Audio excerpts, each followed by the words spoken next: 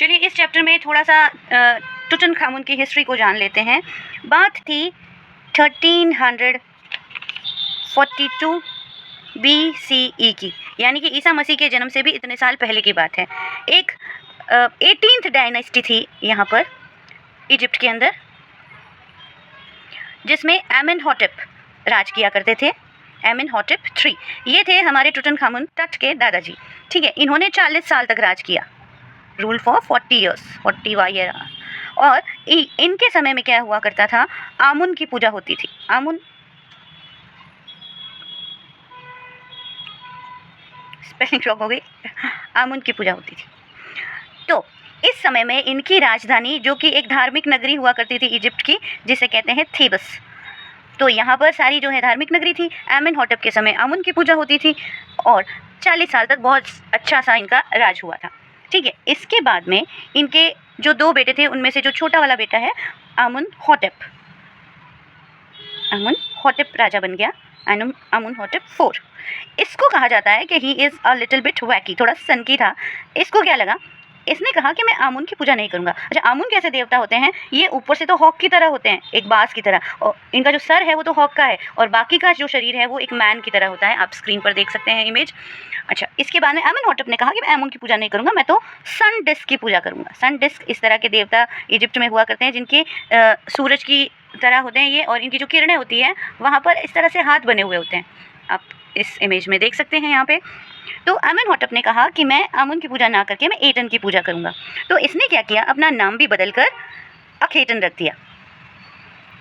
अखेटन रख दिया क्योंकि आमुन हटा दिया अपने नाम से ना, एटन की पूजा करने लग गया। टन यहाँ पर लग गया, एटन इधर। और इसने थेबस से राजधानी हटाकर अखेटन नाम की एक नई नगरी बसाई, उसे उसने अपनी कैपिटल बना दिया। और सबसे ज़बरदस्ती कहा कि आप एटन की पूजा करो, आप आमुन की पूजा नहीं कर सकते। चलो, इसका राज जो था उस समय लोग बड़े दुखी थे, क्योंकि वो चाहते थे कि वो आमुन की पूजा करें, लेकिन उन्हें एटन की पूजा करनी पड़ रही थी।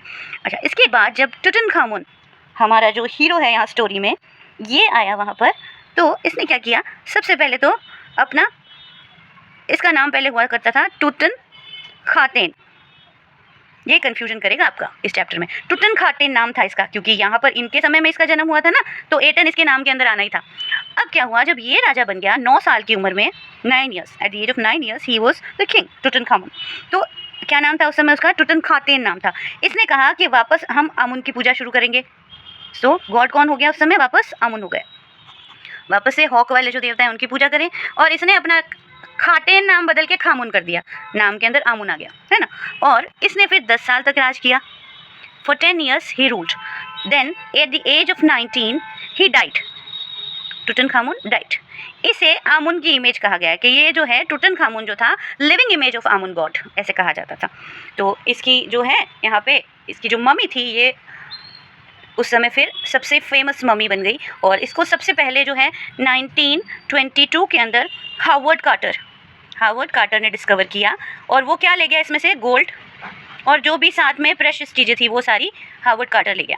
इसके 40 साल बाद में, आफ्टर 40 ईयर्स, एक एनाटॉमी के प्रोफेसर थे,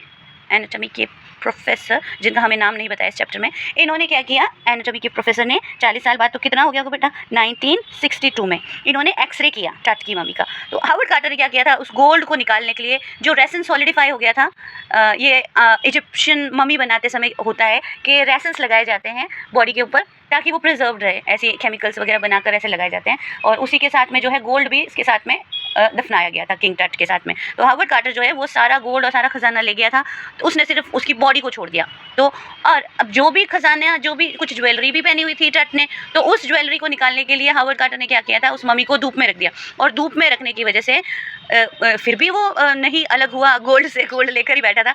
तो हावर्ड कार्टर ने उसमें चिसल का यूज़ किया, छेनी का यूज़ किया, और उससे निकाला, उसने हथौड़े से मार के गोल्ड सारा निकाल के ले गया। एनाटॉमी के प्रोफेसर ने कहा कि टट का तो भाई मर्डर हुआ था। कैसे कहा, इन्होंने किया एक्सरे, और एक्सरे में आया कि रिब्स टूटी हुई हैं, और हेड में भी एक डैमेज है, और नीज़ में भी, टट की मम्मी की नीज़ में भी जो है कुछ डैमेज आया। तो उनको लगा कि शायद किसी ने मारा है, किंग टट को मारा होगा। चलो, ये बात यहाँ पर हुई। इसके बाद हमारे चैप्टर में ये बताया जाता है कि 5 जनवरी 2005 इस समय तक अच्छी मशीन्स आ गई थी हमारे पास। तो सिटी स्कैन हुआ किंग टट की मम्मी का पहली बार, और उसे करवाया था ज़ाही हवास ने। जब पहली बार सिटी स्कैन करने के लिए किंग टट की मम्मी को स्कैनर में डाला गया तो वो ख़राब हो गई मिट्टी जाने की वजह से। तो कहा वहाँ पर खड़े लोगों ने कहा कि शायद किंग टट का जो है श्राप लग गया है इस मशीन को, वो नहीं चालू होगी। लेकिन फिर काफ़ी समय बाद में उसे फ़ैन से ठीक किया गया, डस्ट को हटाया गया और सिटी स्कैन हुई, और सिटी स्कैन से पता चला कि जो किंग टट थे उनका मर्डर नहीं हुआ था, वो बिल्कुल सुरक्षित थे, मर्डर नहीं था वो बस जिस समय हावर्ड कार्टर ने छेड़छाड़ की थी 1922 में, उस समय जो है इनकी जो मम्मी थी वो टूट-फूट हो गई थी, उसमें रिब्स वगैरह, हेड बोन्स वगैरह, स्कल बोन्स वो डैमेज हो गई थी। तो ये इस चैप्टर में थोड़ा कन्फ्यूजिंग है, इसलिए मुझे लगा कि मुझे एक वीडियो बना देना चाहिए।